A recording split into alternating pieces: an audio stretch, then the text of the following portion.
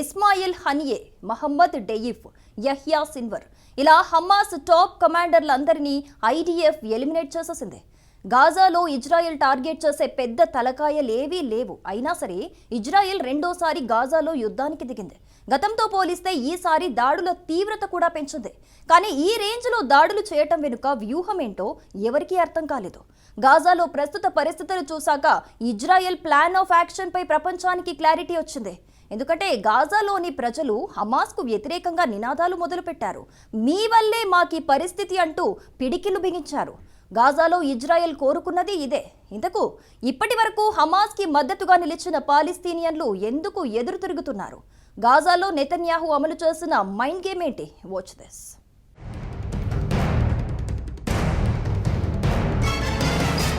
Israel Hamas యుద్ధంలో ఊహకందని twist.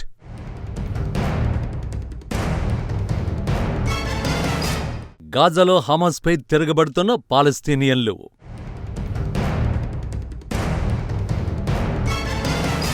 హమాస్పై Netanyahu mind game result ఇస్తోందా?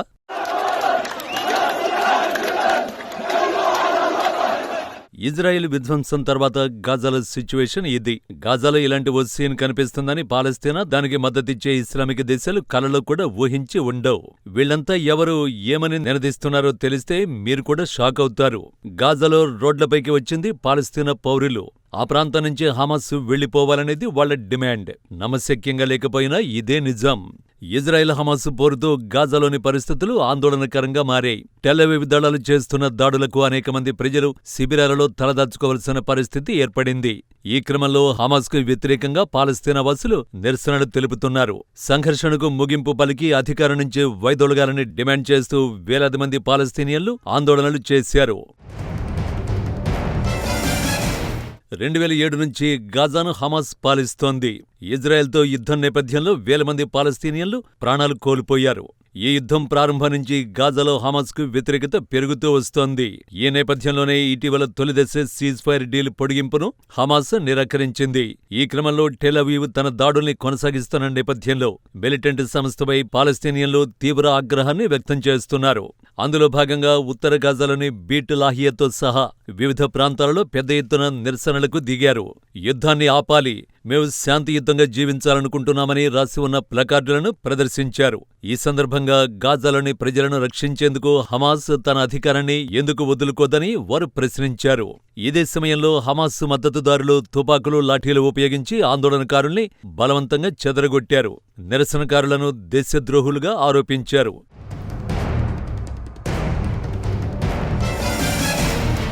మరోవైపు 2024 సెప్టెంబర్లో Palestinian centre for policy and survey research survey నిర్వహించింది. దాని ప్రకారం గాజాలో 35% మంది పాలస్తీనా పౌరులు హమాస్కు మద్దతుగా ఉన్నారు. 26% మంది రమల్లకు చెందిన పాలస్తీనియన్ అథారిటీ అధ్యక్షుడు మహమూద్ అబ్బాస్ పార్టీ ఫతా వైపు ఉన్నారు. ఇటీవల ఫతా ప్రతినిధి మొంథర్ అల్ హయక్ పాలస్తీనియన్ల అస్తిత్వాన్ని కాపాడేందుకు పరిపాలన నుంచి తప్పుకోవాలని మిలిటెంట్ సంస్థకు పిలుపునిచ్చారు. దాదాపు 17 నెలల నుంచి ఇజ్రాయెల్ హమాస్ల మధ్య యుద్ధం సాగుతోంది. టెల్ అవీవ్ ఇప్పటివరకు చేసిన దాడులకు 50,000 మంది పాలస్తీనా పౌరులు ప్రాణాలు కోల్పోయినట్లు ఇటీవలే గాజా ఆరోగ్య శాఖ తెలిపింది.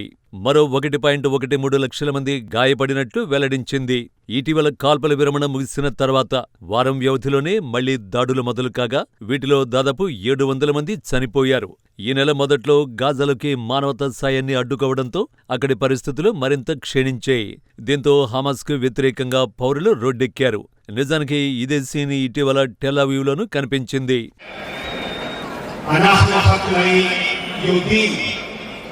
ఈ నెల 19న ఇజ్రాయెల్ రాజధాని టెల్ అవీవ్లో నెతన్యాహుకు వ్యతిరేకంగా జరిగిన ఆందోళనలు ఇవి. బహుశా ఈ నిరసనలు చూసి హమాస్, పాలస్తీనా చాలా సంబరపడి ఉండి ఉంటాయి. ఎందుకంటే అప్పుడు నెతన్యాహును ప్రధాని పదవి నుంచి దిగిపోమని నిరసనకారులు డిమాండ్ చేశారు. బందీల ప్రాణాలను పణంగా పెట్టి పాలస్తీనియన్లను సాధిస్తారా అని నెతన్యాహును ప్రశ్నించారు. ఇంతకు ముందు కూడా ఈ తరహా ఆందోళనలు జరిగినా ఇంత తీవ్ర స్థాయిలో జరిగింది మాత్రం ఇప్పుడే. టెలవీవ్ ఆందోళనల్లో 1,00,000 మంది పాల్గొన్నారు. అంతర్గత గూఢచార సంస్థ అధిపతి అటార్నీ జనరల్ ని తొలగించాలనే నిర్ణయంపైన తీవ్ర వ్యతిరేకత వ్యక్తమైంది. తిరిగి దాడులు కొనసాగిస్తే బతికి ఉన్న బందీలుగా ఉన్న తమ వాళ్లు సేఫ్గా తిరిగొచ్చే అవకాశాలు ఉండవని, అందుకే హమాస్తో చర్చలు జరిపి బందీలను రిలీజ్ చేయించాలని డిమాండ్ చేశారు. ఈ సందర్భంగా ఇజ్రాయేలీ జాతీయ పతాకాలతో పాటు ప్రతిపక్ష పార్టీల జెండాలు, బ్యానర్లు కూడా ప్రదర్శించారు. నియంతృత్వ ఉన్మాదానికి స్వస్తి పలకాలనే పెద్ద బ్యానర్ని నిరసనలో ప్రదర్శించారు. కానీ నెతన్యాహు మాత్రం గాజాలో దాడుల విషయంలో వెనక్కి తగ్గలేదు. ఎందుకంటే గాజాలో రెండోసారి దాడుల అంశంలో ఆయన చాలా క్లారిటీతో ఉన్నారు.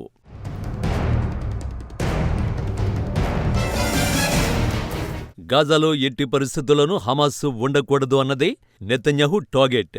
ఈ విషయంలో దశాబ్దాలుగా పోరాడుతున్నారు. కానీ గాజా పాలన పేరుతో హమాస్ అక్కడి నుంచే వెళ్లడానికి ఇష్టపడటం లేదు. గాజాలో హమాస్ ఉన్నంత వరకు ఇజ్రాయెల్ ప్రశాంతంగా నిద్రపోయే అవకాశం ఉండదు. గాజా నుంచి హమాస్ వైదొలగాలంటే అక్కడి ప్రజలు డిసైడ్ అయితేనే జరుగుతుంది. ఈ లక్ష్యంతోనే రెండోసారి గాజాలో విధ్వంసాన్ని మొదలుపెట్టింది.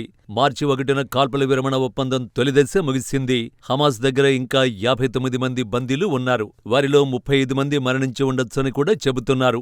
ఆయన రెండో దశ కాల్పుల విరమణ ఒప్పందంపై చర్చలకు హమాస్ అంగీకరించలేదని చెబుతూ గాజాలో మళ్లీ యుద్ధాన్ని ప్రారంభించింది ఇజ్రాయెల్. గతంతో పోల్చితే దాడుల తీవ్రత పెంచింది. ఈ చర్యలకు అమెరికా మద్దతునిస్తోంది. దీంతో గాజాలోని పౌరులకు ఓ క్లారిటీ వచ్చింది. హమాస్ అక్కడ ఉన్నంతకాలం తమ జీవితాలు ఇంతే దుర్భరంగా ఉంటాయనే అంచనాకు వచ్చారు. అందుకే హమాస్ గెట్ అవుట్ అంటూ రోడ్డెక్కారు. ఈ పరిణామాలు గాజాలో ఊహకందని మార్పులు తీసుకొచ్చే అవకాశం కనిపిస్తోంది.